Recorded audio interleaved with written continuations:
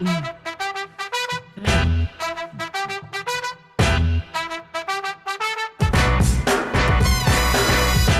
listening to another Woodshop podcast, the okayest podcast of its type.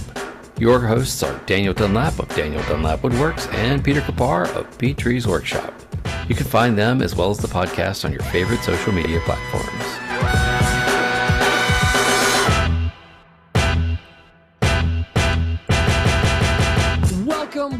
Welcome to episode 164 of another Woodshop podcast, where this week we're joined by a content creator that just crested over 200K on YouTube, a maker-based tool manufacturer, and a woodworker that cranks out fresh baked goodies on his machines on a daily. And they're all one person. So grab your ankles and hold your breath as we take a glimpse inside. Chris Burton is here. Oh, you got me with the ankle thing, man. Oh, sorry. Thanks for having me, guys. Dude, thank you so much for joining us. Man, I wish there was more people that could join us, like maybe our patrons, Dan. Oh yeah, speaking of our patrons, big shout out to everybody who signs up over on Patreon. You can sign up over on patreon.com/anotherwoodshop podcast. But we want to give a big shout out to our VIPs, which are as follows in no particular order. Maybe, I think this might be alphabetical order though, to be honest. I want to point out that this is not you stalling. We actually are ready this time. Oh, I'm ready.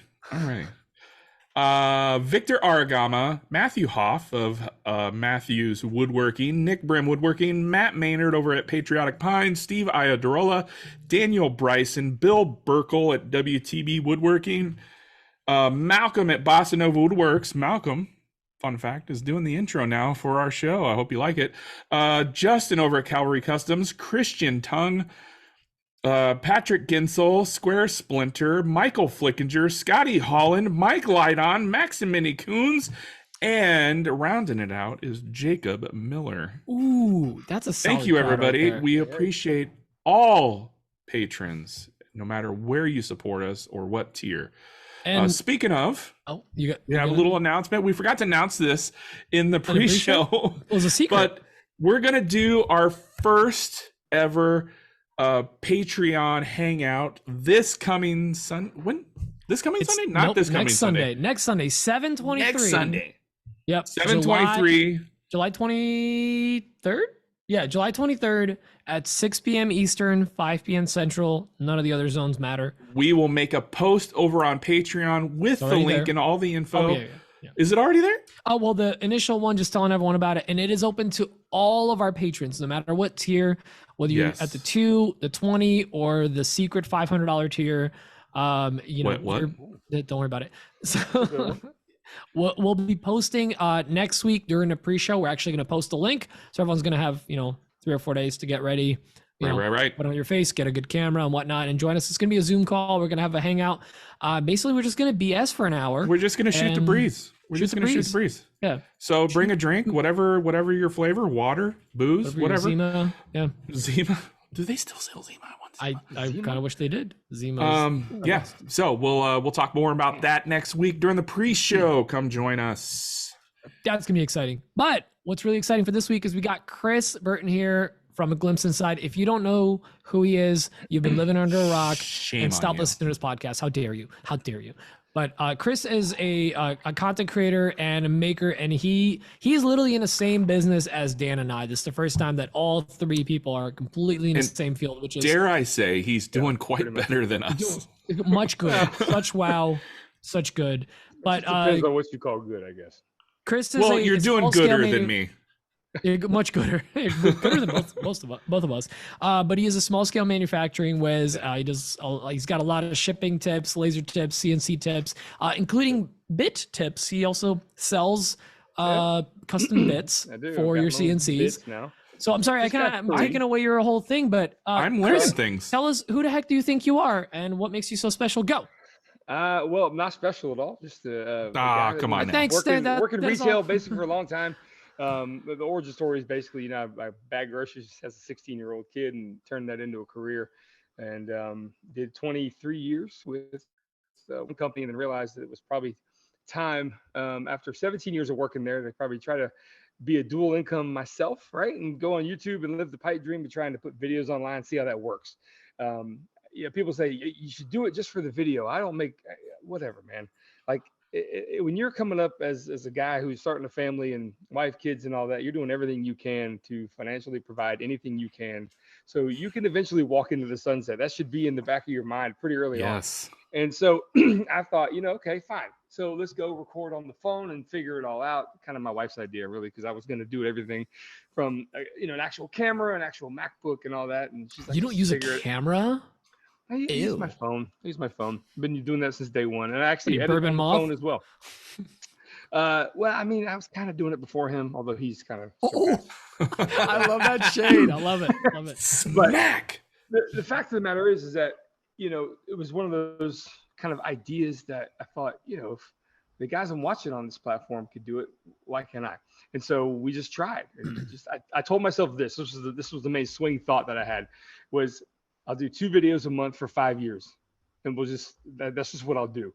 I don't care if it's a small project, a talking video, whatever it is. Hold up. That was your goal out of the gate? 2 videos for 5 years? That's a big, long goal. Like that was my goal too. 2 videos in 5 years. I was 2 videos a month per month in 5 years.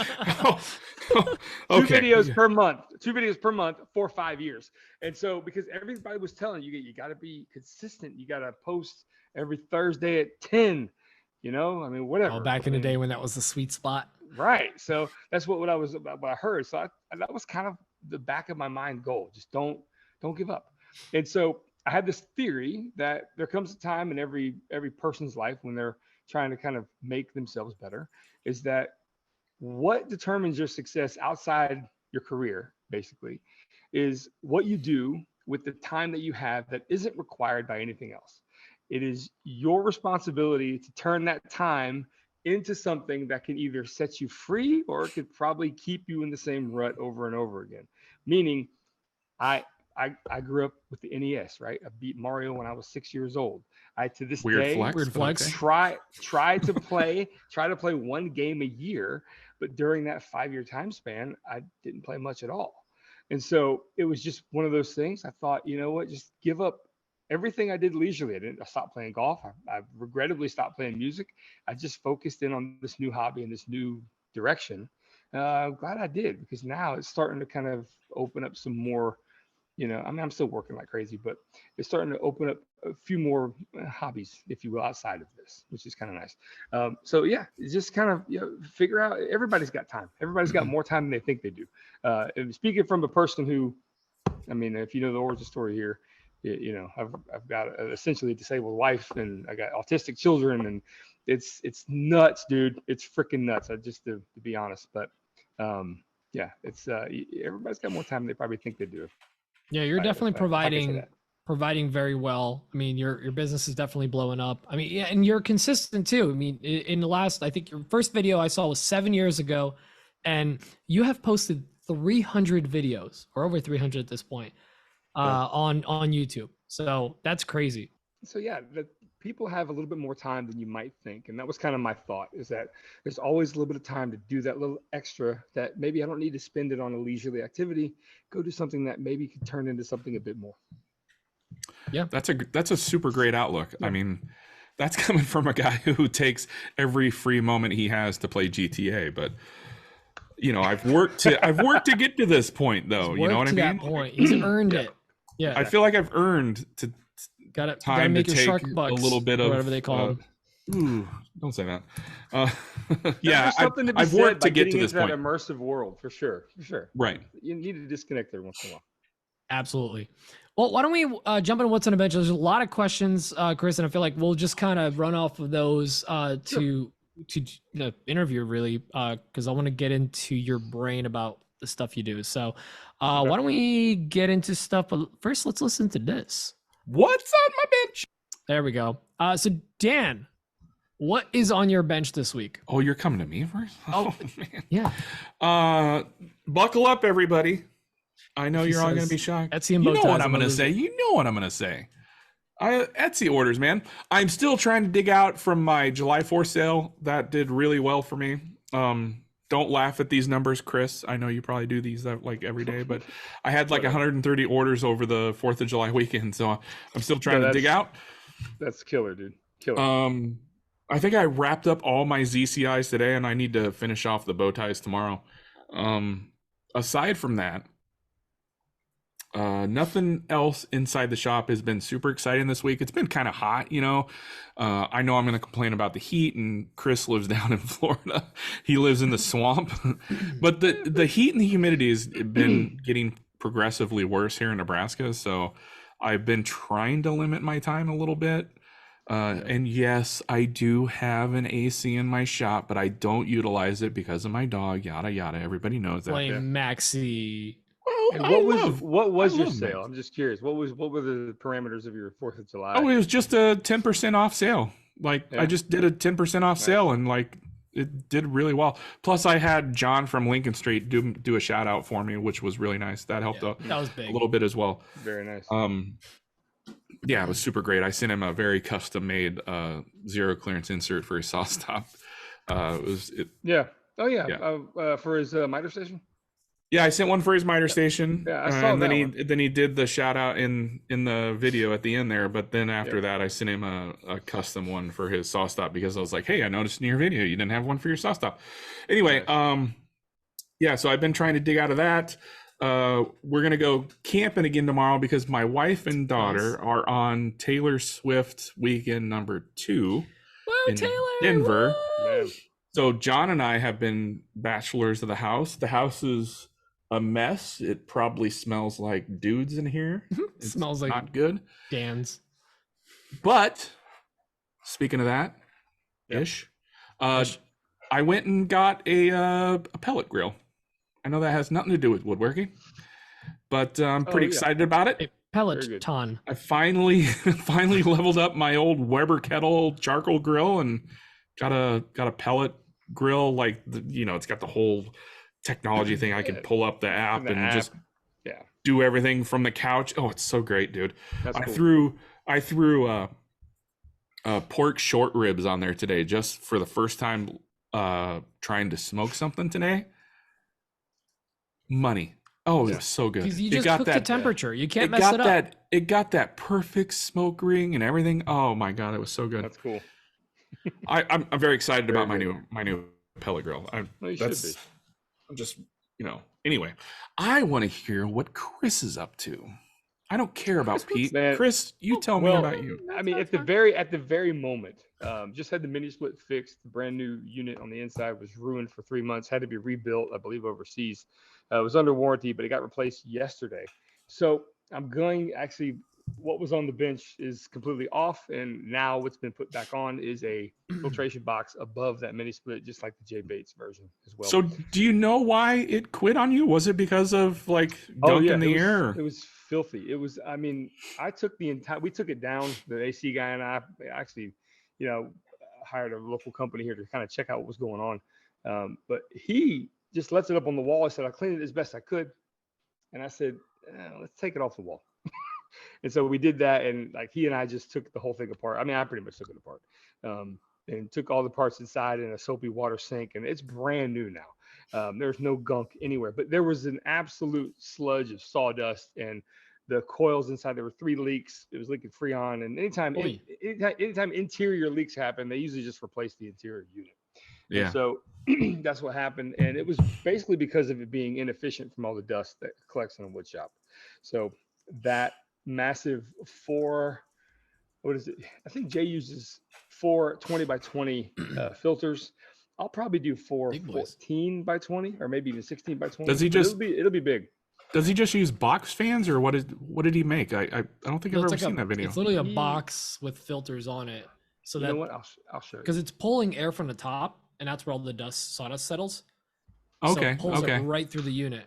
So Chris is pulling out his phone. I'm going to pull out a phone here. So this is that's a picture. Okay.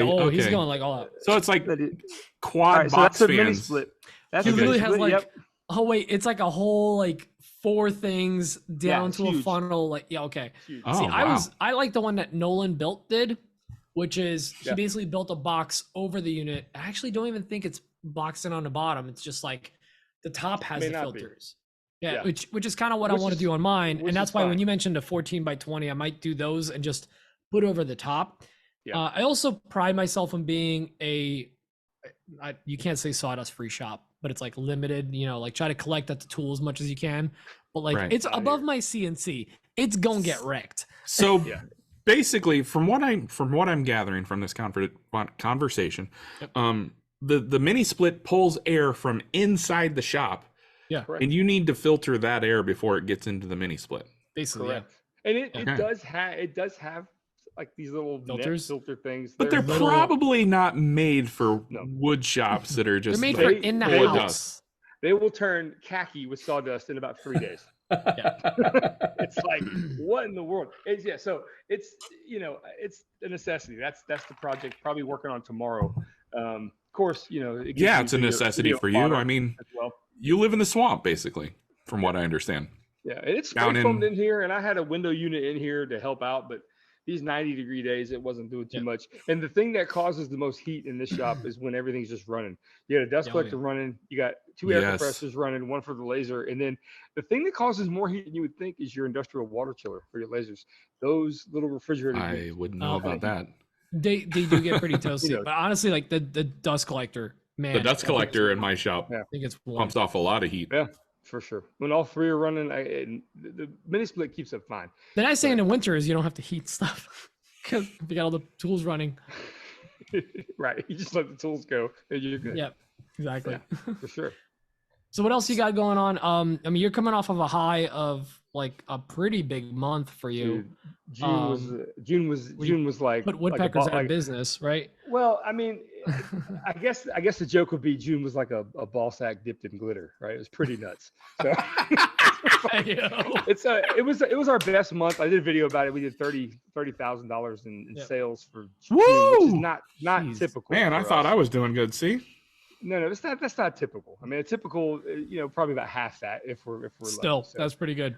and it's we're very fortunate that SKUs are keep bringing up and starting to get better about doing bi-weekly email campaigns with just various things kind of going on right now, and it's been good. Been very fortunate that these people have they like what we're doing, and you guys have sold things to other makers and other people, and it always feels good when you get a bunch of return people to come back. Yeah. Return I didn't- buyers. I didn't mean to Warms become my another heart. retailer. Right. I was in retail my whole life, and I thought, okay, we're going to go into video production and this, that, and the other. And honestly, the AdSense was pretty good when I left Publix. I was doing all right, getting about 1 million views on the channel per month. Was Wow. doing pretty well. It's pretty good. And then, they had about 4 or 5 heavy hitting videos that were running really great. And then 2 months after going full time, I went full time in March of 21. About May or June of that year, the faucet got turned off on all 4 of those videos. And so we went from doing about 1 million views per month to around 250,000 views per month. And so you could tell that would That's take your quite a dip. AdSense, your AdSense revenue took a 75% hit. And you kind of go, what are you doing? Like, okay, do you go get a JOB? Do you try to figure this out? And I've told the story before, but I literally had a dream of, why not make a sexy drill holder? Every maker's got 2 drills because they sell them in 2s. You got 100,000 subscribers at this point. You got 200,000 drills that need a cool home. And so I had this idea to make something that was based upon Victorian architecture, and that was the original tool holder. I asked the audience if they wanted to see it and if they would be cool with a kit, and they were like, yeah, sure, make it. And so the next video I put out was an infomercial for it. And that I weekend- remember that. Yeah, that weekend, like $5,000 in sales came in. So I was like, Oh my okay, maybe God, there's that's something here with this silly tool holder thing. Yeah. And so that's kind of the genesis of the whole thing. And I realized in terms of design, we basically make boxes in squares, and that's what we do as woodworkers. And if you can do that and find something super functional, but then do a twist to make it look a little bit different aesthetically, you might have something. That's Just kinda sexify it a little bit. little bit. Sexify. That's kind of what you do. That's awesome. So, yeah, I know we already did the whole, intro, but this kind of goes with what's on your bench. Sure. How many products are you selling at this point? We got about 55 total, but most are physical. About 44, about 42 are physical products, and the rest are digital. So He's got less products than us, Dan, and he's making He's killing it. buttloads more. Killing it. Just Well, goes to show, it's- man. There's always, you got to find your niches. but it's different, man. Like Niches some of my stuff is so heavy, No. crazy. And I do find that it is a little bit relieving that shipping can be very expensive, especially for stuff that I sell. I sell shipping's a killer. 4 foot long pieces of cleats along with, big like ankle brackets and stuff like that. Sometimes these packages upwards of 20 or 30 pounds. So you're selling a whole cleat system sometimes. Yeah. You can buy wall cleats that go up on your wall, and then everything else to accessorize your whole shop with it. And that's kind of been more or less kind of the genesis of like what we were like, okay, look, I can make things that can help you make what you want to make, not this crap that you don't have to anymore. And I just had an epiphany the other day about the orbital sander holder. Is I'm actually going to start offering them pre-assembled, right? Ooh. Because I got 2 emails in 1 week from 2 women who were retired, and they said, basically, Chris, I love this thing, but I don't have like a brad nailer. I just do crafts. Like I want to turn my sander upside down, but I don't have the capacity to like impact drill countersunk screws or do a brad nail with glues. I don't have that. And I was like, So for an extra $24.50, you can get it pre-assembled, and I will ship it out that way. I'm gonna try that. It's the first time I'm talking about it now. Yeah. I'm gonna try that and see if that. I think that makes sense. I offer that for my laser cut stuff. I'm like, I'll assemble it because also free shipping. It's more shipping because it's assembled. That leads to another question I have that I've gotten. Because I like everybody knows, and I've mentioned here on this show, like I make 0 clearance inserts, and anybody can make them. They're super easy to make, and I'm selling them to other makers and other woodworkers, and I get this comment all the time: Why are people buying those when they can just make them? Did you ever get that question? I feel like you've probably got that question. Like I feel like every other video on YouTube is how to make a French cleat wall, but here's the thing: like people don't like to spend time making things to outfit their shop. They just want to make things. Right. My simple answer there's a simple answer to that is like, do you cook every meal you eat? No, you go out to eat, you go to fast food, whatever. It's just the same theory. Just shut up. Yeah, it's an efficiency thing, really. Yeah. Right. Also, sometimes you can't get the same, like you get nice high quality Baltic birch for a lot of your stuff, right? I'm assuming, Chris, right? I'm sorry. Do you use Baltic birch for your material? Yeah, so not everyone can source that. That's not something that's available at like a Home Depot or something. No, I'm very fortunate. I have a couple suppliers here. The first one I mentioned years ago, which is a place called Florida Southern Plywood here. They had it for a long time, but then they're kind of ran dry just because of whatever. Yeah. But there is a smaller, I'm not going to even tell you what it is here, but there's a smaller kind of franchise, small hole in the wall hardware store here that actually has some still. And that's where I get it. And they're great. They deliver it. I typically buy a unit at a time, which is like 22 sheets. Yeah. And right now it's between $190, so it's not too much for that high quality stuff.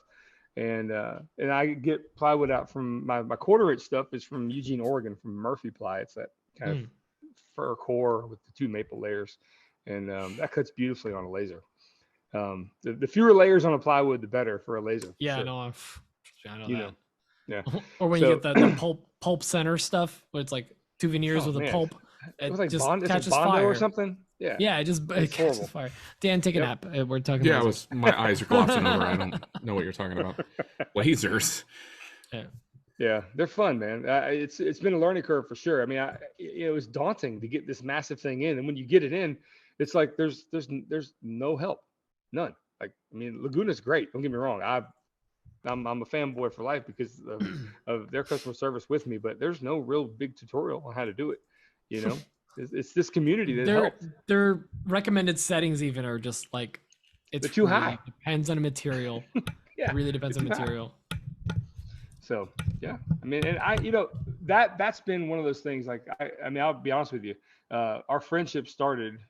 My friendship with Derek from Malden started because I got a CNC and I had no clue how to use it. And he was pretty good with VCarve, right? And VCarve. And so he and I FaceTimed for like 2 weeks. I mean, FaceTime, like, okay, buddy, here's how you do the node. Here's how, whatever. And we were going through, and I eventually, after about like 10 days, it just kind of snapped. And I was like, I see it. I got it. I can figure it out. Thank you. And once it clicks, it's easy. without that, I just don't know. I don't know. I mean, I probably would have learned it, but it just sure helps having this community kind of help you out. And even if you don't even know the person, like people have reached out to me off the street, and if I have the moment, I give them all the time in the world if I can, you know. Yeah, we were talking quote unquote off the air about how this community is great like that. It never ceases to amaze me how willing people are to share information in this community. It's so heartwarming. Right. Just after I get done telling you, I'm not telling you where I'm getting my wood from. Anyway, all good. Pete, what's going on in your shop? Oh, what are you man. doing? Your shop that's done, by the way. It's done. It's that nothing else is getting done. So one of the things the last thing that kind of put the pin in like it being finished is the mini split. Like the mini split, it's making the space more enjoyable. It feels like part of the house now. It's no longer like the shop is separate. It's legitimately you walk out of the. I mean, there's times I walk into my technically is part of the house. Yeah, don't get technical with me. Technically correct, which is the best type of correct. But like I'll walk into the laundry room sometimes out of the garage and I'm like, it's more humid in here than it is in a shop. And that's the main thing. Like it's not even the AC or whatever, it's the amount of humidity it removes out of the room. I can run that thing for 20 minutes and today took it from 89 degrees down to 75 within 20 minutes. Yeah. Removed like 20% humidity. It was incredible. That thing is so great. So what brand do you have? The Pioneer one. Pioneer. Yeah, really. I love that thing. I like good. So excited. Do you think if I moved my new Pit Boss pellet grill to the shop, it would remove humidity? Technically, yes, by adding heat. Yes, but you would be miserable. You think that's a bad idea? Yeah, but it's a dry heat. It's a dry heat. Fine. But aside from that, it was a busy week. So we got a new rotary from Laguna. It's by Lens Digital makes it. That new pie burn rotary. That thing's dope. It's so nice because the old one I had was like the most basic rotary that. Let me guess, you're gonna do tumblers? Every day I'm tumbling, but yeah, no, I mean I already have a bunch of tumblers, but like the old one made me not want to even offer them because it just like was not fun to use. I had to like watch it because if it ever walked on you, you're screwed. So this one's gonna be a lot more solid. So we're gonna be getting putting in more work with that one. So what'd you get from them? What's it called? I mean, I'm in talks with them now about a rotary. I've never used one. It's the pie burn rotary, like Lens Digital pie burn 4.0 Laguna rotary. Sure. It's just like a really nice rotary. It's got a nice slide on it, very smooth slide on it. All right. Everything locks into place. It has rollers everywhere, so it really keeps the cup in place. So it's really nice. It's really nice. So if you're in talks with him, keep talking. Marcos is great. He's the rep there. He's the new Janelle. Yeah. So he's awesome. By the way, he's great. I've had very long conversations with him. So I'm really excited about that because we're doing that. I've and like to talk about the Laguna part, not to like pimp him out here, but when I started talking with Marcos, like he reached out to me and was like, hey, we'd love for you to try out this new rotary, and like you're one of our like biggest like creators for the laser and whatever. And I was like, what? Excuse me.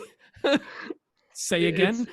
Like, because I follow like you, even Brooke from Maker's Workshop, other people with the same laser that I feel like are crushing it. They're constantly using it, but apparently I do a lot of laser content. So I was like, hey, I'm happy to help you guys out. I love this machine so much. They share it pretty regularly. I mean, you could post something within a couple hours. Usually you see it back on their page. Yeah, they're really on top cool. of it.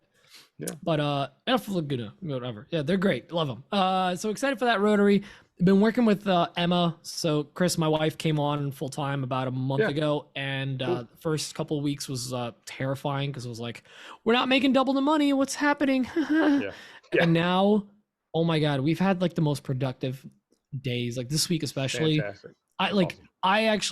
We are like, because I work as tech support from home, so I'm like sitting there and I'm taking calls, answering emails, and in between, she's working next to me in the dining room table, and like we're answering emails for other stuff and she's planning out content, she's posting it, all that stuff, and I'm like, I clocked out at 4:00 and I go, I'm literally fried. I've worked 2 jobs from 9 a.m. till now. Like I'm exhausted, but like we get so much done. That's and cool. it's actually allowed me to like and we have a question about this later about like something you like fear in your content or whatever that you, or something in your business, but like it's fear. allowing me to try things like, because my to-do list is actually getting knocked down, my anxiety is going down, and I'm trying out some new content strategies. I'm doing a lot more voiceover work. I gotta say, I'm liking the new content style. Thank you. I'm trying to put in a little more time into edits, and I'm going rogue. I'm not doing a lot of 5-second quick little like, oh, it's a cut or sped up thing, whatever. Like I'm actually cutting stuff in because something clicked in me a couple weeks ago where I was like, I want to make the content I enjoy on TikTok.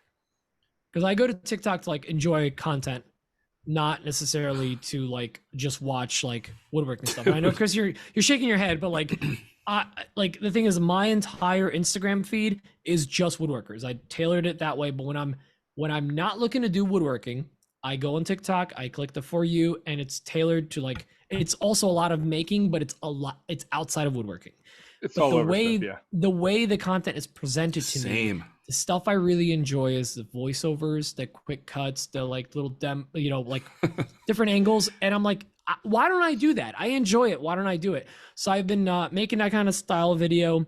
The content's doing fine, but it's something new I'm trying out. You know, whatever. I don't care. I really enjoy it. I appreciate that. It really means a lot because also editing that much in InShot, like going in there and actually having to edit this stuff and pull out audio and move stuff around, it's getting me kind of like, you know, maybe I should get in the Final Cut again, get through some of those videos that I got sitting on a back burner. So I'm pretty excited. I'm sorry, I was trying to keep this short and I feel like Speaking of TikTok, real quick, I want to add this in. I've been watching full TV shows on TikTok by watching 3-minute clips. Oh my God, don't even get me started. Sometimes I'll fall into that trap. Like I need to know the next part. Little clips of like house will come up and I'm like, oh, this is great. And I'll go to the creators. I use the word creator loosely, by the way. They're in order. Yeah, and they're in order, and I'm just scrolling through and watching them 3 minutes at a time. I liked for part two. Before I know it, I've watched a 30-minute episode of House vertical video. It's like, oh my god, I've done that like once or twice. Like I was like, I just need to know about this. Actually, speaking of glitter, earlier I watched like the whole documentary on glitter because apparently the company that bought that purchased most of the secret glitter in the world. There's only 2 companies there, New Jersey Strong, and they buy most of the glitter in the world, and it's no one knows what they are. So anyways, that's a weird thing. Look that up. That's a fun conspiracy theory. Strippers. Aside from that, because I'm done working on my shop, it is perfect now. I don't have to touch anything. I'll never turn a tool on again because it's perfect, like a museum. Whatever. Last night I tore apart half of my shop, moving the laser out of its corner. You live on a throne of lies. I live on a throne of lies. I live on a bidet of lies. So don't you dare. So I have 2 garage doors, and the second garage door, once the laser moved in, I was like, that's it. You're stuck here. You're trapped. You're not getting out, Laguna. So I put a bunch of like Reflectix, styrofoam basically. So it's Reflectix on one side, white stuff on the other. And it was fine, but it would get a little warm sometimes when the sun was really beating on it. So I bought this material months ago, and I finally was like, I need to get it out of my shed. It's taking up space. So last night I moved everything out, pulled out all the old insulation, framed out a wall, attached it to the existing wall, to the framing, everything. And I basically I went full Spagnolo. I built a full insulated wall, sheathed it with 3/8 inch Baltic birch plywood. It looks beautiful. I can attach heavy stuff right to it, and it's insulated. I was actually touching it during the day while the sun was beating on that door. Cool as the shop. So what's up, Dan? Before Pete keeps going, let me recollect everybody. It's a big word for me. 2 weeks ago, Pete made the astounding statement that his shop is done. He doesn't need to do anything else ever again. It's completely done. He's satisfied. And here we are, 2 weeks later. Well, I made a change to my shop. Just a little reminder for everybody. Pete's shop is done. Yes, no, and it's gonna be the fun running joke now. But I mean, listen, the thing was like the mini split was the last thing that the shop really needed. That was like my vision of the shop when I moved in there. I really did build my dream shop moving into that space, and the last piece of it was the HVAC, just having AC and heat. So that was a huge move. Now I'm never done improving the shop, but that space, like that's not what you said 2 weeks ago. Don't, it's not like any of this is recorded. You can't like go back and pull my words. He felt good about it. Yeah. Everything's always changing. Everything's always improving. Moving. Pete, you know better than that, man. Exactly. Yeah, for sure. But aside from that, so one of the things I'm reworking in that space now that I pulled the laser out, I unplugged the old compressor that comes with the Laguna laser. Chris, you'll know about this. Because the thing is, it's like a farty loud, like it's not a compressor. It's literally like an aquarium pump. It's an aquarium pump. Giant aquarium bronze aquarium pump. So it like pumps and pulses. It literally pulsates while it's running. Right. And I have it in my like attic. 6 psi. Exactly. So now that I have actual HVAC in the shop and it's cool, I actually started getting like splatters of condensation coming out of it because it's in my attic that's hot. It's 100 degrees plus in there. And then the shop's at like 70. So it's literally condensing and then just spraying my pieces. So I was getting a lot of issues with that. So I finally disconnected it. I hooked up to I got the California Air tankless. I did too. Yep, which you recommended, which gets a little warm around the nozzle. I know. Yeah, it gets warm. And you gotta like let a little air come out of the unit itself so it doesn't compress and get you that water issue as well. There are so many jokes that I could put right here. Grab your ankles, hold your breath, take a glimpse inside. Well, I mean, I got the recommendation from Brooke and Michael. Oh, really? I didn't realize they were running that one. And I'm sharing it, and they're like, "Hey, what's sharing our secrets, man?" Like, so I'm trying it out now. Like, I'm not gonna get rid of that out of the compressor, but like this thing's really nice. Like, granted, it still has some noise, but it's not that loud. I'm just gonna build some box around it, not like a full enclosure, but something just kind of shield the. I built a grate for mine to sit above my chiller, so it like sits on the chiller, about 6 inches up, and on a. That's what I want to do. I want to. Now that I have this wall, I actually want to build a shelf for the chiller, and then I want to build a shelf for the air compressor and just like have them sitting up there, and I can just turn one on and then the other. But anyway, so that's going to be a fun little thing. And then I'm excited because not tomorrow, Saturday morning, we're heading out to middle of nowhere in Pennsylvania and Pennsylvania. We're going to see Adrian, also known as Barbara, and we're going to Friends on a Farm. That's a real big throwback. Yeah, so we're going to Friends on a Farm, which is a little get together that Adrian throws every year. Adrian from Hickory Homestead Creations. So we're going to the Hickory Homestead where she creates things. And we're going to hang out there with a bunch of other makers and have a good time and actually camp out. We don't do a lot of camping these days because we moved out into nature, so we don't need to. So it's going to be fun to just go camp, relax. And Carmine might be joining us with the van, so that's going to be fun. Randy Bovandy. Yeah, Randy Bovandy. So I was hoping to make this really quick, but that was my long what's on a bench. That was a very hot beverage-esque what's on my bench. It's like a tea? Like a hot tea. Hot tea, hot toddy. All right. Yes, so that's awesome. And now that was said, I am speaking slowly for no reason. Definitely not to load files that are in my downloads folder. And I am ready to play things. You're so bad at this. You're so bad at this. Crazy. I don't know. I'm sorry, I wasn't ready. Episode number what? What is this? 164, Chris. We'll 164. Let's get into questions. 164. I don't know if for those of you that have been listening for a while, we changed things up. So now when we go into questions, we play this.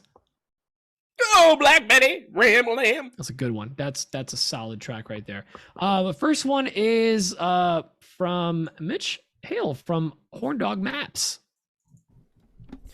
Hey, what's up, guys? Mitch from Horn Dog Maps. I don't have a question this week. I just want to congratulate Pete for getting his workshop done. I was listening to last week's show where he said he was done with his shop and didn't need to do anything else. So I just want to congratulate him on finishing that and not needing to do anything else like moving equipment around, rearranging his entire shop, building walls, or putting up insulation or anything of that matter. So congrats for getting your shop done, Pete. I want to second Mitch. Congratulations, Pete. Golf clap. Golf clap all around. Golf clap all around. I am done. I will not change a single thing about my shop till next week, guys. Stay tuned. Such an accomplishment. Well, one more thing. Where's your mini split, real quick? It's above your It's right above the CNC in the worst spot. you be very judicious about cleaning this thing, because if you don't, mine has hemorrhaged water all down my lumber rack a few times, to the point where I actually built a tray underneath the mini split with a water sensor that goes to my phone. One of those. Yeah. Okay, that's actually not a bad idea. I want to get those for the basement of the house, just like careful. In case. Because time will get away from you. You'll think, oh, I'm good, and you haven't cleaned the condensate line for I'm good. 30, 45, it's been 9 months. Days. Right, and then it'll happen, and you will walk into water being everywhere. That reminds me, I got that water cooled spindle. I haven't checked that thing since I hooked it up. I hope it's still working. I hope it's still pumping. Speaking of devil, do you have a flow of like a window, like a bucket? No, I don't have a window. No, he doesn't have a flow indicator. It's just running on a hope and a prayer, Chris. Hope and a prayer. You need a flow indicator, dude. I know. They're like $8 on Amazon. Man, I'm not making Chris Glimpse inside money over here. Calm down. I'm not either. I mean, he's making like Dunlap can barely see inside money. Okay. If you want to glimpse inside like what $30,000 is in terms of what you actually get to keep. 20 of that is material. No, I know. I feel like I'm back to square one this month. I'm like, oh my god. Yeah. No, I know. Yeah, that's a good idea. I probably should get a flow indicator. Just you're correct. It's like $6. Chris, originally when they shipped me my laser, they sent me the 3000 chiller. And it's like, that's not a chiller. That's just a water mover. Yeah, so I've been thinking about moving that one and hooking it up to the CNC. Just turn it on so I have it instead of doing a little pool pump or whatever. Well, I use a bucket full of half antifreeze, half water. Same. That's what I use. On hot days, I throw a couple Ziploc bags full of ice in there. Oh, that's smart. Yeah. I use the same thing. I use RV antifreeze for some reason. I think it was just cheaper. And then me and a couple local maker buddies, Nick and Braden, we went to the PetSmart and bought an aquarium pump. Oh, yeah.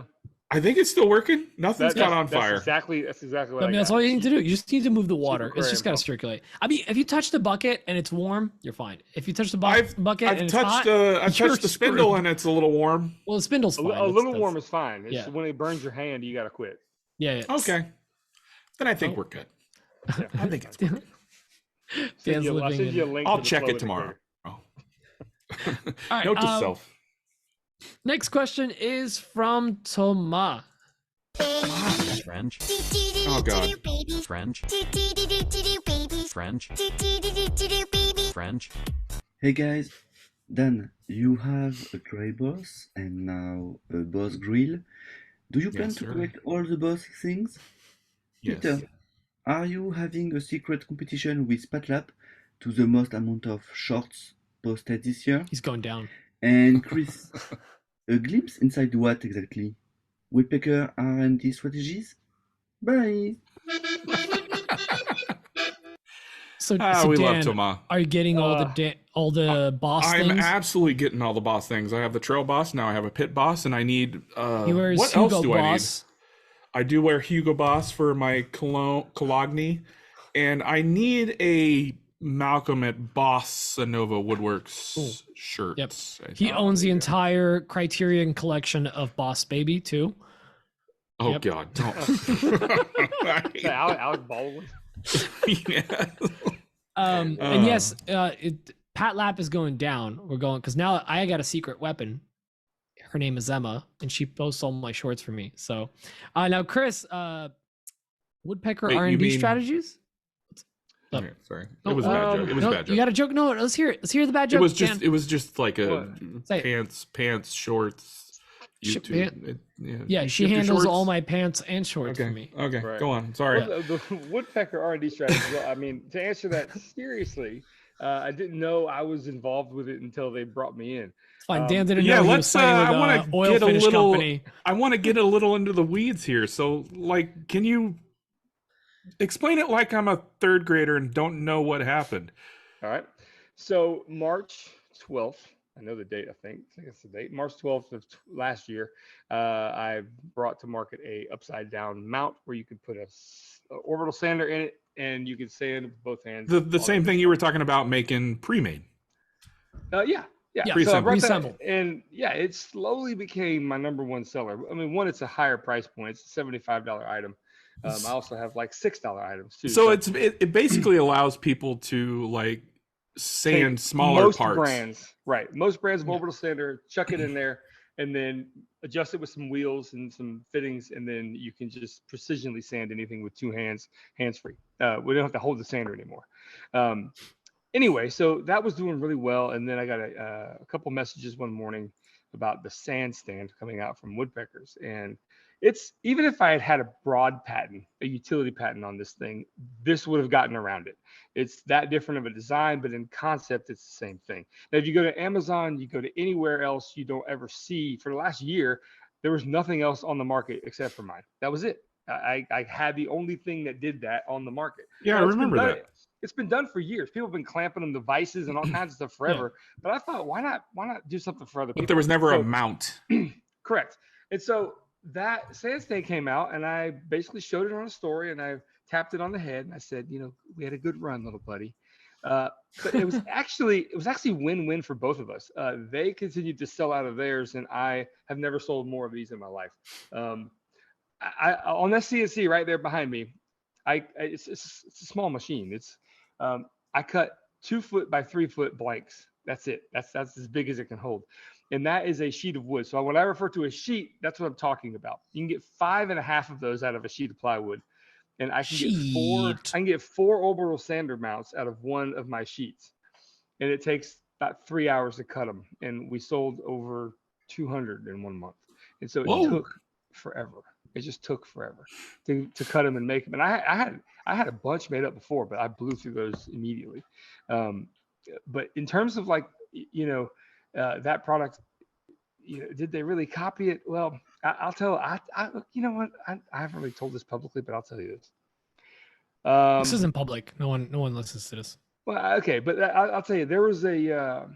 I actually had a friend work at Woodpeckers. Okay, the meeting that this got brought up. This is alleged. I'm not going to say who it is. I can't say this is true.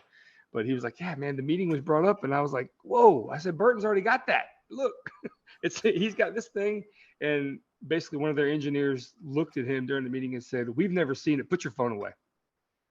It was like, like, shut up. And so I got that phone call when it finally came to market. I talked to him and he was like, yeah, man. I mean, again, like I said, no harm, no foul. One of the craziest things that happened during this whole thing is that Izzy Swan was like, hey man, will you give me a call for a second? I've never talked to him a day in my life, really. He's great. And he's like, hey man, you know what? This is, I just want to like just commiserate with you and just tell you I'm sorry. And like, I hate to see this happen. I'd like to maybe put our minds together on something one day, and this, that, and the other. It hasn't happened yet, but it was just nice that he reached out and was like, hey man, I got your back, blah, blah, blah. And it's been good. So he and I, he's a great guy here or there. He really is. He really is a true man of the people and one of the best, if not the most inventive mind that we have out there. So that was kind of a cool moment. But yeah, in terms of it, I mean, I think it was win-win for both. And moving forward, it continues to sell. Even like I think I sold 3 today. So, damn, nice. Good for you, man. That's awesome. Good. It's good. Hey, at the end of the day, it's a positive thing, and it's one of those things where like Dan was talking about, like ZCIs aren't that difficult. Like other people can make them. Other people do make them. A lot of other people make them. I make. Other people make it. So like we're all in. Did you just economize zero clearance insert? Is that what that was? Yeah, zero clearance inserts. I make zero clearance inserts. I got hundreds of them. Tens of zebra. I got them in all kinds of different hardwoods. But you know why? You know why I've never reached out to you to get one? No, all you got to do is ask. He can do his own. Because he can do his own. No, I don't own a miter saw.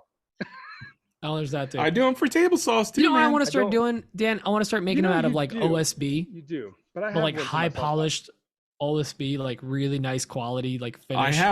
I have an idea for OSB, but I don't want to give away. I don't want to give away hate too this many material. details. One of these days, I'm going to get to it. I have an idea for OSB. Because like anytime you cut OSB, a little tiny man comes out of your blade and just throws sawdust in the air.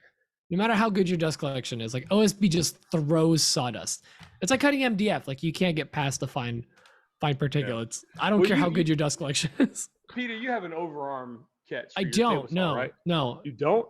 I don't. I don't even have a split guard thing in the back. No, I'm going rogue, man. I'm like Sarah Palin with my book. I'm going rogue. I don't have a riving knife. I did, but for whatever reason, I put a very thin curved blade on there from Freud, and my riving knife was thicker.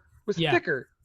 You need a separate riving knife for thin curved blades. Same thing with a saw stop. Do you have a saw stop, Chris? You probably do.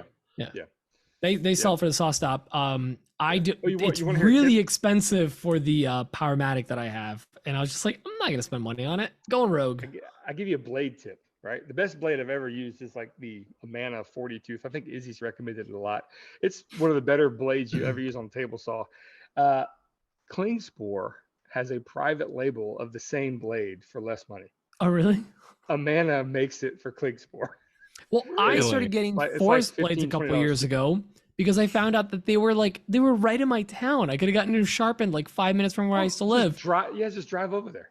Yeah, it's like you just drop it off. So, but now I moved away. But still, I like the blade. I still use the same one. Honestly, now that you're talking about cleaning blades, I need to clean mine. But yeah. All right. What's the next question we had? Who did we just listen to? Toma. Oh no, Toma. Next one is from Kimini. I don't know. I've never heard of the guy. Never heard of the guy. Kimini? I don't know. Kimini crickets. Kimani crickets. Kamehameha? I don't know. Let's listen. Kamehameha. Hey guys, late question, hot off the press. Question: what is an irrational fear you have as a maker? Like something ultimately doesn't matter in the grand scheme of things, but you still have it as like a concern in the back of your head. And I'm not talking about like injuring yourself, because that's a serious thing. I mean, I'll tell you what mine is that I have the fear that when I move out of my current house, that the people who move in find out that I was a maker and a woodworker and think that some of the, shoddy DIY upgrades to the house were done by me. And like, I don't want that to reflect on me. So, what is your like irrational thing that may float around in the back of your head as a maker? All right, bye. Chris, do you have an irrational maker fear? Yeah, Chris, what are your fears? I don't know if it's irrational, but it's somewhat real. I feel like that since I got into the space a little bit later in life, I feel like I have maybe a decade more of relevance, and that's kind of, that's. I can relate to that. That may not be true. You've got people who are past that decade in age of me right now, and they're still very relevant. So shut up, old man. That may or may not be true. The grayer we get, the slower we get, the whatever. I feel personally attacked right now. Okay. We call it a silver fox.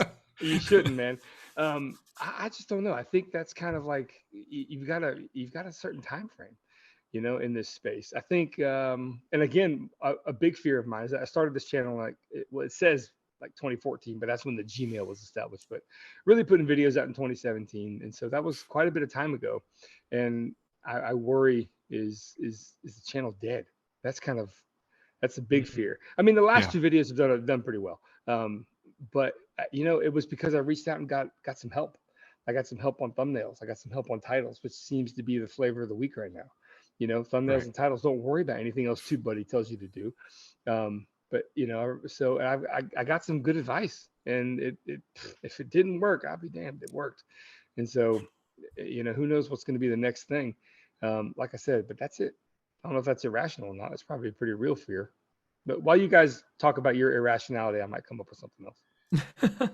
I'm kind of in the same boat. I don't know if this is an irrational fear. It's more of a real fear, but like, I often worry about like everything just drying up and having to go get a job, having to go work for somebody else. Like that's a fear that I have. I've been self-employed since 2011. I don't want to work for anybody else. Wow. I literally have nightmares about working for other people or working back at my old job. Yeah. People have dreams or nightmares about going to school in their underwear, and I'm over here having nightmares about going back to work at my old job constantly, like every other night. So yeah, it's on my mind all the time. So yeah, for sure. But that just goes back to the conversations we've had before with other people on the podcast. You got to diversify. You can't just put all your eggs in one basket. You can't just. Correct. I can't just sit here and hope that Etsy's going to pay the bills all the time. I have to be making money elsewhere. Yeah. So, are both of y'all on Etsy? Is that where you get most of your traffic for now. from? We'll see what the future holds. But right now, Etsy's doing well. I know we're doing this irrational fear thing, but I got a question about that. Yeah, bring it on. So I have an Etsy store. It's got like 5 items and they're all digital. It doesn't really do anything. So I'm not on Etsy at all. I went straight to direct to consumer because I was able to leverage the audience from YouTube is kind of how I was able to do it. I didn't really need the Etsy algorithm or whatever Etsy does. Etsy's a massive platform. It gets a lot of people, a lot of attention. And I know some people have had like certain products take off. Mm-hmm. I don't even know his name, but the guy from Cutting It Close, that little like everyday carry holder, sold like $2 million worth. I mean, it took off on Etsy for him. So there's certain things. Now, I am going to establish an Etsy store eventually because I feel like there are people that don't want to buy from joeschmo.com, right? Yes. Right. So yeah, with an Etsy store, there comes some like, what's the word I'm looking for? Protection, familiarity, legitimate. Yeah. Legitimizes so it's like buying on Amazon. You're buying a weird thing that's going to ship in a week from God knows where, but like you're buying through Amazon. But Amazon's got you in case it goes awry. Exactly. So I'm wondering if just releasing my products as they are, I think Etsy, slowly but surely, people hurt. tend to establish on Etsy and then move to a website. You've established through YouTube. You're doing on it your backwards. Website. All you're doing is supplementing the income with Etsy. Right. I can think integrate an Etsy store into my shipping software, no problem. Yeah, absolutely. I think you would easily see probably like once you get established, a quarter to a half of your business from your website would be coming from Etsy as well. Additionally, not in lieu of, but it needs to be. I don't think you're splitting business because there's people shopping on Etsy every single day that know nothing about you, Chris. I've gotten literally 5 Etsy orders since we've been sitting here talking. I've gotten 0, but still, like the thing is, like people use Etsy, like they go that when they're like, oh, I wonder if this exists. They just go straight to Etsy. They don't think of it as, because I have a stereotype of Etsy. Like to me, Etsy started out in my brain as a thing to get cute things, as like a place to get little cute custom things. Whatever. Yeah, but like no, there's people that use Etsy like it's like woodworker maker specific custom made items perfect for my $600 sander or my $800 saw or whatever. Like they go to Etsy as if it's like the marketplace for custom items for your shop. They don't think of it as like the cute place to get like sublimation. Like it's the place to get all the tools. I'm not pulling Chris Burton numbers, but I'm doing about $1,500 in sales a week over on Etsy alone. I do that a month. So we're all at like different tiers, Yeah, that's great. 50. I mean, that's dude, it's enough. It's enough. I'm happy. Sneeze at. I'm happy. Well, I mean, 5 orders in 40 minutes doesn't equate to that, does it? No, so like it's a roller coaster ride though. So yeah. I wish I was getting orders like that every 5 minutes throughout the day. Although the stress would be off the charts. That's why when you get into the whole automation part, but that's a whole different conversation. Yeah. But if you don't believe me, I can show you the emails. So I mean, Etsy's powerful, but I don't know. Yeah, I think it's just people ask, like Dan and I especially, because we're kind of like the Etsy guys in a community for a while. I don't know why, because I'm doing just fine. There's people killing it, but like when people ask me like, should I do Etsy or my website? I'm like, why are you asking? Why not both? A or B? Right. A, B, both. Like both at the same time. Why not? Have a TikTok shop, which is something we're going to be looking into. Have an Etsy shop. Have like dude, that TikTok shop, I've applied for it. Option that they're setting up or something. There's some talk of YouTube shop. I've applied for the TikTok shop YouTube, 3 times. You can integrate stores now so super seamlessly. Oh, that's what it is. Okay. But you can't. I mean, I'm a Squarespace site, which I regret actually signing up for Squarespace initially. It's basically a side hustle site. I wish I could go with Shopify or BigCommerce, but it's not as easy. BigCommerce and Shopify are a little bit. Well, Shopify's pretty easy, I guess. Yeah. But is there no way to integrate Shopify with Squarespace? Well, you would have to rebuild it. Well, Shopify or Squarespace. Well, I've seen people, what they do is like their website is Squarespace, which like that's what I'm going to be doing. Like my website is Squarespace, but when I launch a shop, it's probably going to be Shopify because that integrates with too many things. Dude, Shopify, it integrates with YouTube seamlessly because like you can just shop immediately and see the product in the description. And it integrates with like you would with Teespring. Yes, it integrates with Instagram as well, from what I understand. So that's what I'm going to be leaning into. Within the next 12 months, I'll probably rebuild the entire site in the Shopify so I could, Right on. Pete, do you have any irrational fears? Have you said anything? Yeah, actually, I'll bounce it off of what you said, where you're like you're having nightmares about having to go work a 9 to 5.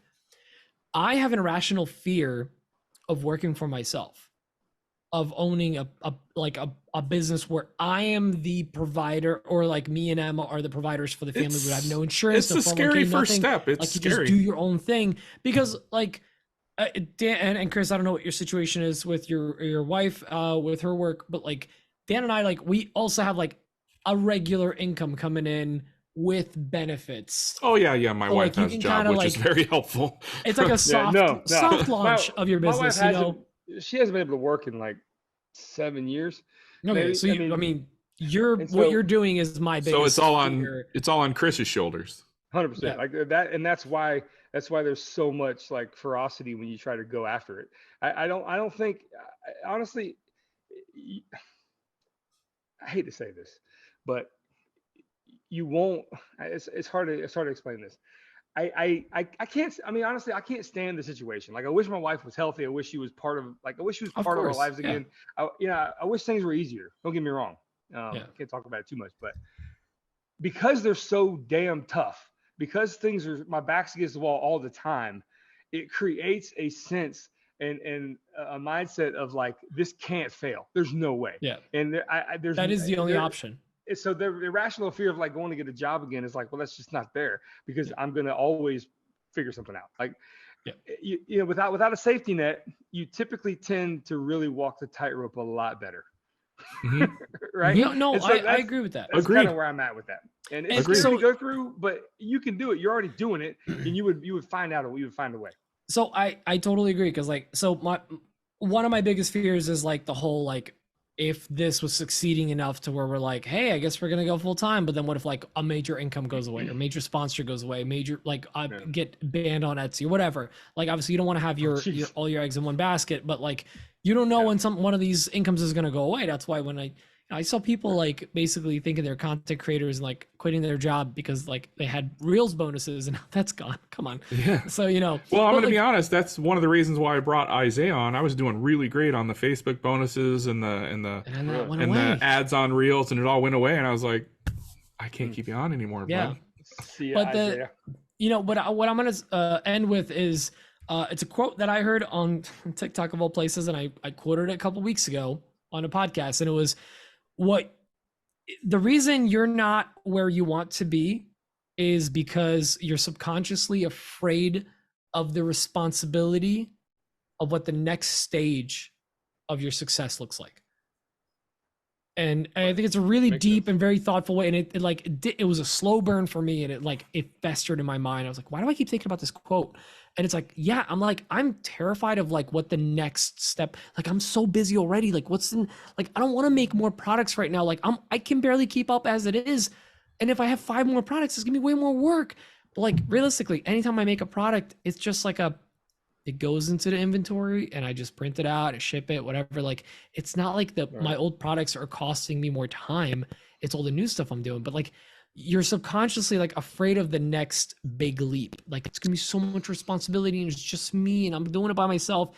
and it's a legitimate fear. We all fear it. We all don't vocalize it well, probably, but like it's scary to see yourself succeed, and you're afraid of what the next step is. Like that's one of the reasons why I don't want to like post a YouTube video. Like I don't even want to edit because it's not gonna be perfect, and no one's gonna like it. Why would I even post it? It's so stupid. I should just get a full-time job.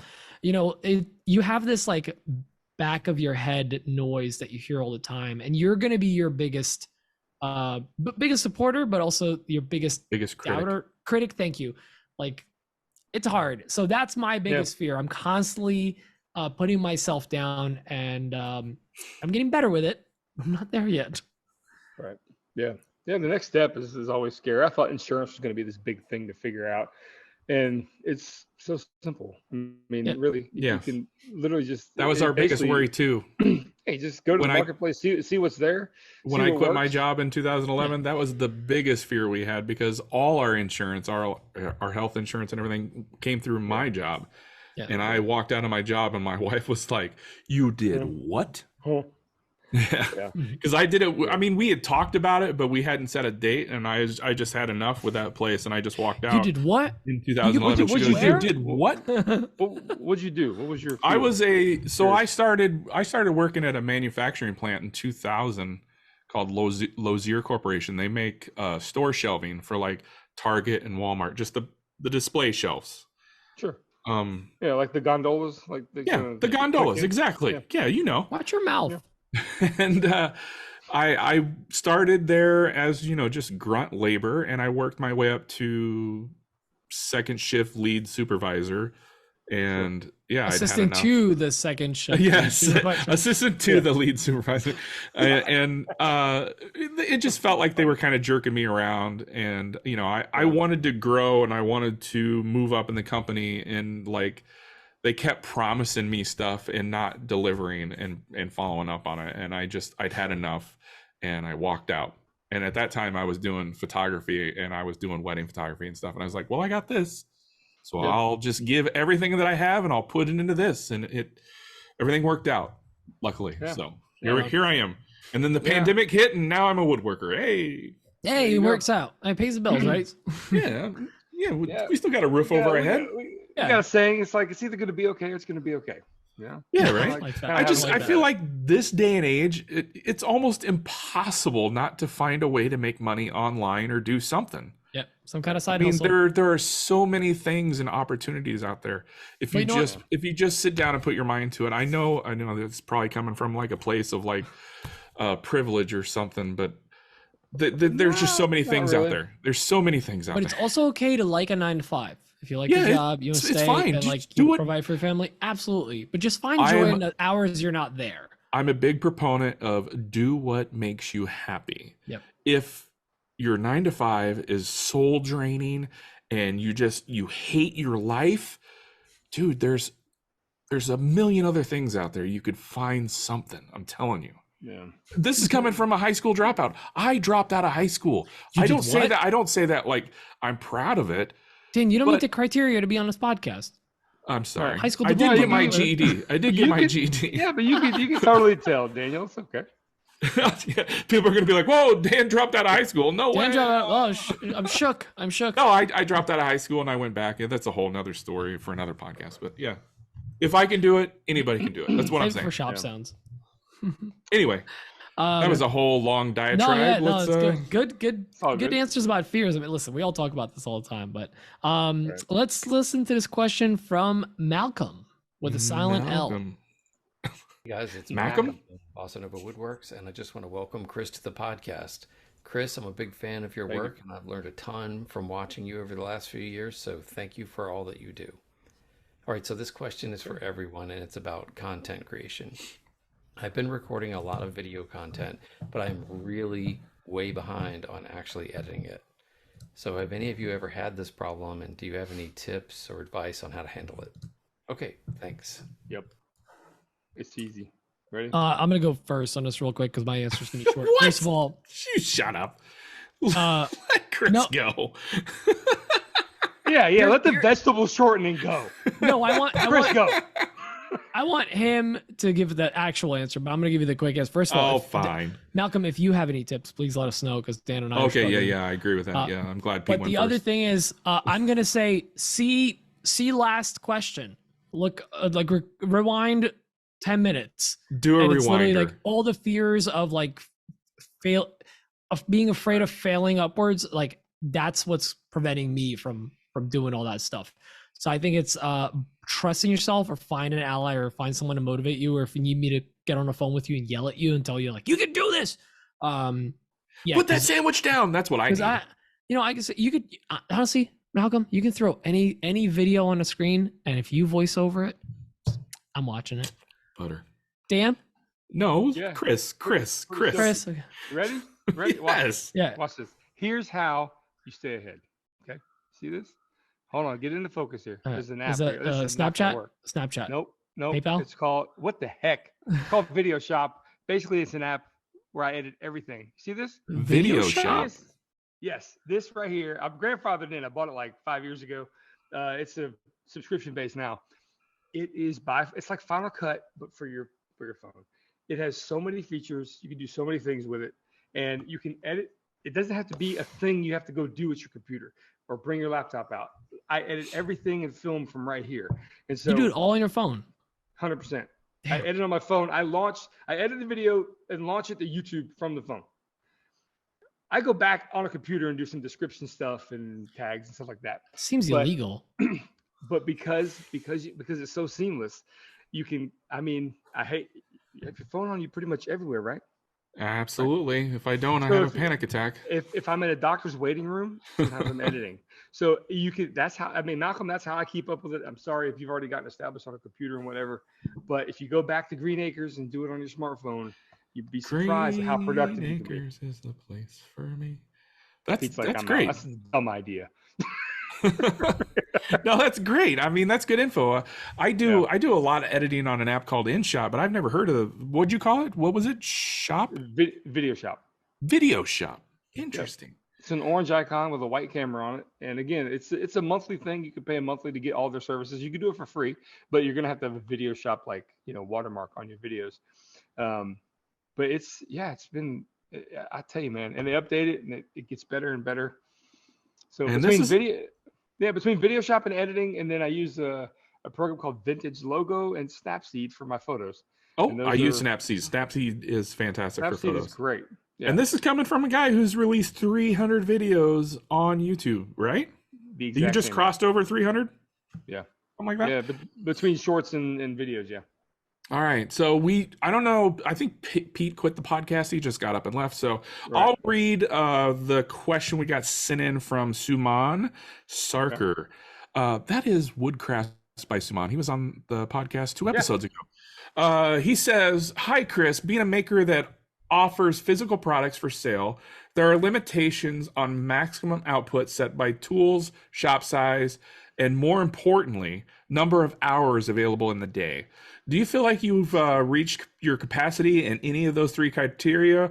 And what strategies are you implementing to ensure your business continues to be scalable?" Okay, here is the answer to that. Do I feel like I have reached capacity? No. I have a small machine. I have a 2x3 CNC and a 2x3 laser. They're bigger than that, but I typically cut everything down into those blanks because they're manageable and the file sizes are great. And I could just drop and you cut pretty seamlessly with that. I think that I could do this by myself alone and max out capacity if I would sell just over $250,000 worth of products. So I'm not quite there yet. I can still do it now, but if I ever get to that threshold, then I would definitely have to scale elsewhere. I do have a bigger CNC here. It's just not in the shop yet. So I've got a 5x5 that's going to be in the shop soon. Ooh. It's going to help me basically cut plywood in half and cut 4x4 sheets and run products that way, which is going to save me some time. That should work out pretty well. But if sales become nuts, then yes, I would have to either expand elsewhere in the city and get bigger and better equipment. And I actually got a couple of friends, business partners that are on deck a friend of mine's, he's an IT recruiter. He's like, anytime you need me, I got you. Like, I'll quit and be whatever. But if I'm not going to hire him at some meager wage, I'm actually paying him a career wage. Yeah. And then once I'm able to do that, then he can run the whole entire operation, and I can help on busy days, and I can come back here and keep developing and all that good stuff. Or, well, that answers a question that I had that I was going to ask earlier, but I forgot. Do you have employees? So I think that pretty much answers that. I don't do it. I've done it all alone for a long time. I don't have employees per se, but I do source out basically everything on my website now, all my email campaigns, all my digital, like if I put new products on the market, I don't do that anymore. I've hired that out. Finally, I basically have a marketing team that does that kind of stuff for me, which is great because they're great, and have you seen a good return ROI? Yes and no. I would say that it's a little early still. I've only been doing it for like 3 months. Okay. So we're going to try it for a whole year and see where we are. And but for now, I mean, I pay them more than I pay on a mortgage, so it should have a pretty good return. We'll see. Well, he lives in Florida, so it's like $300. So just I wish. that is what people think, but especially people out in California, they think that houses over here are just $100,000 no matter what. But so far, yeah, I mean, it's been good. The communication's been great. But I will say you can't really do it all on yourself when you get to a certain point, and that was kind of the first step. The next step is either, like I said, hiring someone to run a shop here if it gets bigger, or to actually have them manufactured somewhere else. And that's going to be a tough sale because I feel like my manufacturing process is a little obscure with no tabs, 1/8-inch bits, pretty slow, using dust to keep everything in place. It's a little quirky, but it works for me. And that's kind of why we develop bits that can handle that kind of load. And so, we'll see. Speaking of employees, I don't know about you guys, but I think I've been thinking about this a lot lately. What I really need is a shop maid, somebody to just come in and clean up and put everything back when I'm done and tired of, because I'll work all the way up until I'm like exhausted and I can't do anymore. So I'll just like leave everything out and just go right in. And you come out there the next day and it's like a bomb went off and you're like, yeah, whatever. Time to keep moving. Yesterday. Yeah. Anyway, that's good to know, Chris. I'm gonna take some bits of information there. I think I might start looking into like a marketing team or something. Yeah. Because I feel like I could start scaling a little bit. So. Right. And by the way, the marketing team in the agreement for this year is actually to completely rebuild the website on Shopify. That's why I said I was going to be able to do it. So it's because they're going to do it. And they've taken everything on my Squarespace site and made sure everything was cohesive with the wording. I had a bunch of holes and gaps and stuff with SEO, and they really fixed all that up really well. Their site is in the best shape it's ever been in now, and I couldn't do it. I just didn't really have. Yeah, I would like to have a functional website. I would like to have a functional website where I could have all my products there. That way, I'm not just relying on Etsy alone. I'd like to, like I said earlier, diversify a little bit. So sure. Yeah, I want to do the other thing. I want to go to Etsy. Might as well. Yeah. Do we have any more questions? We Pete? do. We actually have one from Jake Miller. So let me play that one real quick. Yep. Okay. What's up, guys? It's Jake from A Sweet Shop, and calling in with a question about shop efficiency to a degree. So I have been doing a ton of faux beam installs lately, and what I was kind of looking into was, kind of looking at the idea of getting a drum sander. I've been toying with the idea of getting a bigger planer with a helical head for a while because I'm still running the 735, but I'm honestly wondering if getting a drum sander to be able to run all the material through, get it cleaned up for a final pass ready for stain, is going to make the most sense long term rather than investing, $4,000 or $5,000 on a 15 or 20 inch planer with a helical head. So just wanted to hear what your thoughts were, and thanks, guys. Can I give a short answer real quick about this? Chris, you can give the whatever kind of answer you'd like. Jake, here's what I say about that. If you had a helical head planer and didn't have a drum sander, you would be perfectly happy with the finish, and you would touch it up a little bit maybe, and you'd be fine. If you had both machines, you would always feel like you had to put it through the drum sander at the very end, regardless of how you planed it. The drum sander kind of makes you feel like, well, I got this thing, and it's so nice. No matter how good it comes off the planer, you're like, oh, I got to run it through there anyway. That's what I think, but I could be wrong. Yeah, I'm gonna go kind of a different route, but I do realize that, Jake, you and I do two vastly different things. But the drum sander in my shop is an absolute necessity. I hardly touch my planer. I use my drum sander almost exclusively. But again, like I said, I think we do two vastly different things. So it really comes down to what you're making. So yeah. I guess I kind of agree with Chris after all. What do you say, Pete? You're both wrong, and here's why. Okay. No, you're not wrong, but I would say I'm hardly ever wrong. I use my drum sander not as much as Dan does, but I would say a drum sander is a fantastic thing to have. It's also something that I found myself in the last 2 years renting time on. Like, people are like, hey, you have a drum sander? Like, I do. Can I come out and like plane these things? I'll pay you. Like, oh, okay, cool.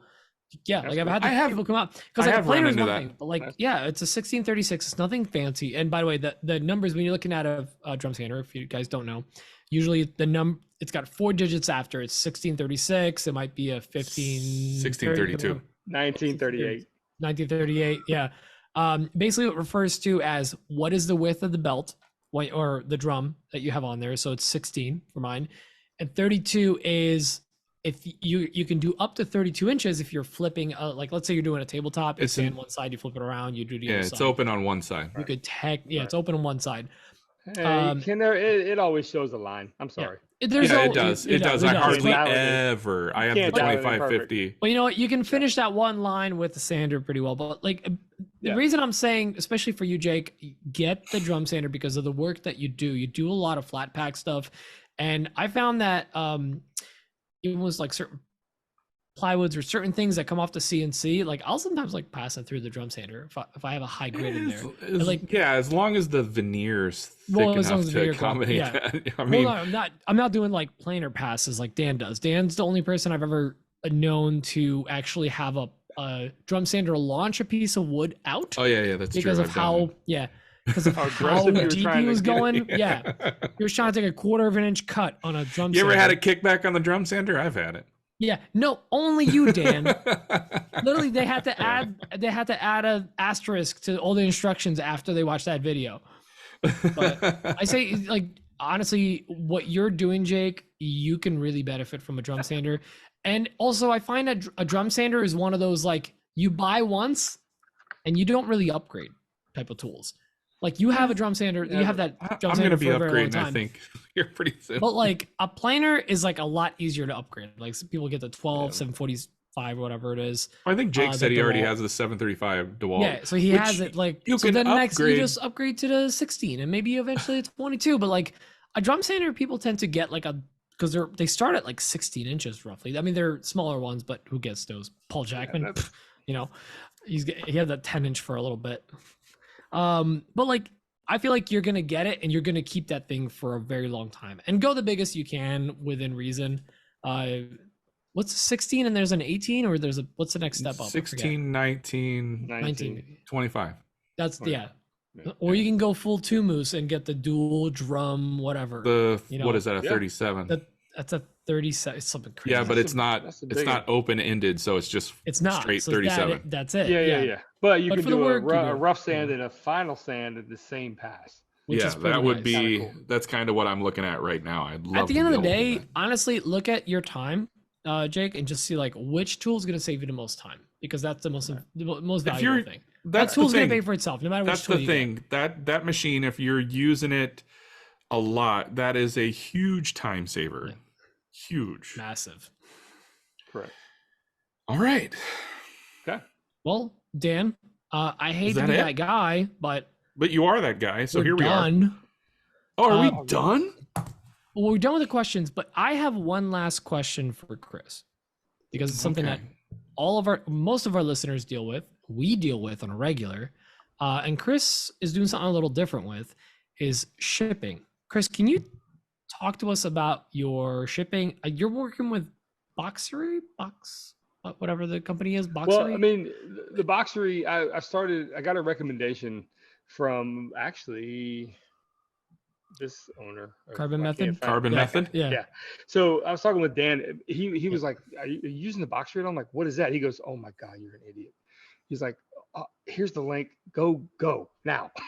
And so sure enough, man, I mean, the boxes are not quite on like Uline level. Uline has probably the best. Uline, you also have to get a good amount to save. But you gotta get, I mean, if I order from Uline, it comes it comes on a pallet, and I don't even. Right. I typically don't mess with the UPS freight with UPS. I mean, with Uline, I try to get as much to fit on the pallet. And the Boxery you can too, but the Boxery's got like incredible deals on boxes, man. And they're Boxery. Yeah, I mean, it was almost like half the price for the same size I connected box. with them this week after seeing one of your posts about it. Can you spell Boxery? Is that Boxery? Yeah. Yeah. Not bad for a high school dropout. The Boxery. The Boxery. Because like you do something. I know how to spell V, so I didn't ask about that word. Yeah, at first glance, like you do something that like I thought was like, this is bonkers. I can't believe it's doing this. You ship out stuff in paper, or do you wrap it in paper and then you pack it up? Because I've seen you like wrap stuff up in paper. If you buy something from me, yes, it looks like a Christmas present. When you wrap, I could do it so quick. I've always loved wrapping presents, and so interesting. When you get something from me, basically I'm going to a no plastic model, where I've actually got something in the works where I'm. There's a $2,500 machine that you can step on a pedal and it wads paper for you, right? It's a crazy device. But our former co-host had one of those. Well, he had the big fold from a roll down to a. Correct. Well, I'm making one of those for like $30, and so that's going to be directly above my head, and I'm going to be able to pull the wadding down and then chop it off. See, I use the edible, like the popcorn stuff. Right. What is it? The puff. You're a bastard, dude. People hate opening your packages because now you've given them an obligation to clean. That's what you're doing. Anyway, let me give you my. No, but I don't get the plastic ones. I get the ones that dissolve in water. I know. I get it. The corn puffs without the cheese dust. The delicious. But here's the thing. Shipping to me as a small business owner is an absolute. I mean, I was even talking to Katz Moses about this, about when I got something from him. He's like, dude, it's just shipping. And I was like, okay, do your thing. You're going to be successful how you're going to be successful. And I respect that. But it's the first, especially first new impression. Customers. It's the first impression. When you open a package from me, I try to make it look like you've gotten something from Omaha Steaks. Like it looks, it looks like it looks like I instantly, from the moment you get the box, it looks like I instantly give a shit about you. You open it up and you go, what in the world? This guy took all this for my product, and it's not going to get damaged. How are you going to damage Baltic Birch plywood in a box? I mean, I could just throw it in there and ship it, right? But it's an experience. And that means something. And I swear to you, I spend probably more money in terms of more time doing that than I probably should. But my return customers and the Google reviews that are now coming in, we started a Google storefront like last week, and we got like 70 something reviews, all 5-star. Wow, that's awesome. It's amazing. Amazing. That reminds me of an old adage I would tell new photographers back in the day. Is a client may not remember every photo that you give them, but they are going to absolutely remember how you made them feel. Yep. Right. And that is what's going to set you apart. Yeah. That's what we said about managers in retail. I Yeah. I remember conversations. I just remember how that son of a bitch made me feel. And I hate that guy. Exactly. Yeah, exactly. No, exactly. I mean, we talk about this a lot here with shipping and stuff. Like that's why I ship everything, and I do the white corrugated boxes. And not only that, but I seal it with there's a sticker, and I literally print it on my crappy Dymo label. It's a 1x3 sticker. It's got my logo, and then it says your products here, cool stuff inside. Some of them say nice butt, whatever, depending on I always get how nice much I like you. when I get Pete but boxes. Basically I seal the package, wherever I put tape, whatever, but then I literally put a seal on it. So you cut through the seal as you open it. And I always wanted people when you're getting boxes from Amazon, whatever, they're all brown. Everything's brown. You're going to get a box from me. The envelope's going to be gray, and then, or light gray, and then all the boxes are white. It's like a consistent thing. And I pay way too much for those compared to like a regular box. Yeah, you know? I used white mailers before, and they're super nice, man. They're super nice. But hey, I mean, honestly, I've gone with brown boxes and black tape now, and look like what I call sushi. See, the only reason I don't do black is because I ship 3D printed items. I've shipped stuff to Arizona. The heat in the mailbox will hit like 200 degrees. Really? And it'll 3D printed literally plastic. like deform the plastic. Yeah, it's crazy. So that's crazy. Plastic's made of corn. So it's not completely terrible for the environment, but still. Yeah. But no, I'm trying to be as conscious of it as possible. Like I do still use bubble envelopes because just like it's more fragile stuff. That's what I use exclusively is bubble envelopes. I mean, they're the perfect thing for what I ship out. Yeah, I use paper craft mailers now, but and then actually I got this new stuff called cellulose paper.